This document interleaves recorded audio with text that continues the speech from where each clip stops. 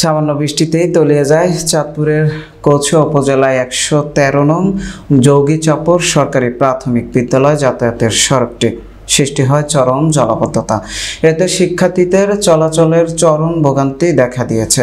জানা গেছে তৎকালীন ১৯৯০ সালে অজপাড়া গায়ে যোগীচাপর গ্রামের শিশু শিক্ষাকে এগিয়ে নিতে বিদ্যালয়টি স্থাপন করা হয়। এই বিদ্যালয়ে মোট ৫ জন শিক্ষক প্রায় শতাধিক শিক্ষার্থীদেরকে সুশিক্ষার মাধ্যমে এগিয়ে নিচ্ছেন।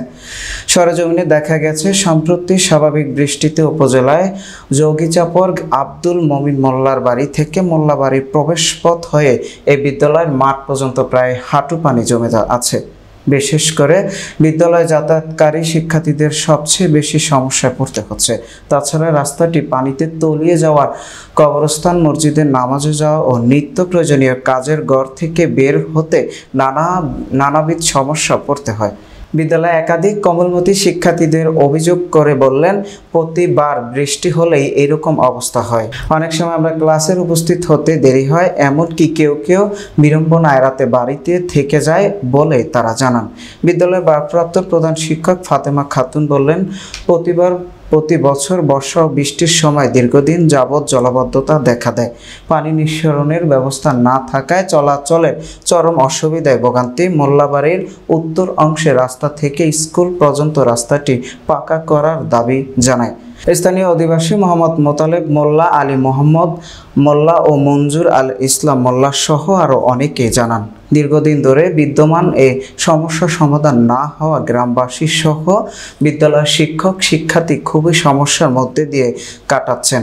জনস্বার্থের যোগীচাপর সরকারি প্রাথমিক যাতায়াতের স্বার্থে মোল্লাবাড়ির রাস্তাটি আরসিসি করণ পাকার মাধ্যমে প্রয়োজনীয় ব্যবস্থা গ্রহণ করতে সংশ্লিষ্ট কর্তৃপক্ষের নজরদারি কামনা করছে।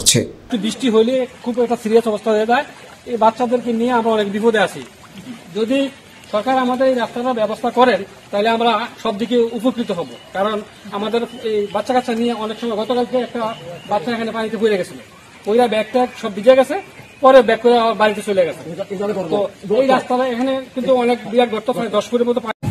এখন এখানে রাস্তা দিয়ে শিক্ষার্থীরা আসতে পারে না এবং মাঠে পানি, আমাদের মাঠে অনেক পানি জমে, খেলাধুলা, শিক্ষার্থীরা খেলাধুলা করতে পারে না। অতি জরুরি ভিত্তিতে আমাদের বিদ্যালয়ের মাঠটি ভরাট করা অত্যন্ত প্রয়োজন। এই রাস্তার সাথে এই বাচ্চাদের এই স্কুল প্রতিষ্ঠানের সাথে হইল এই গ্রামের অর্ধেক জনসংখ্যা। এই অর্ধেক জনসংখ্যা এখন এমন একটা বেহাল বিদ্যালয়ের প্রতিষ্ঠাতা ও সাবেক সভাপতি, দাতা সদস্য।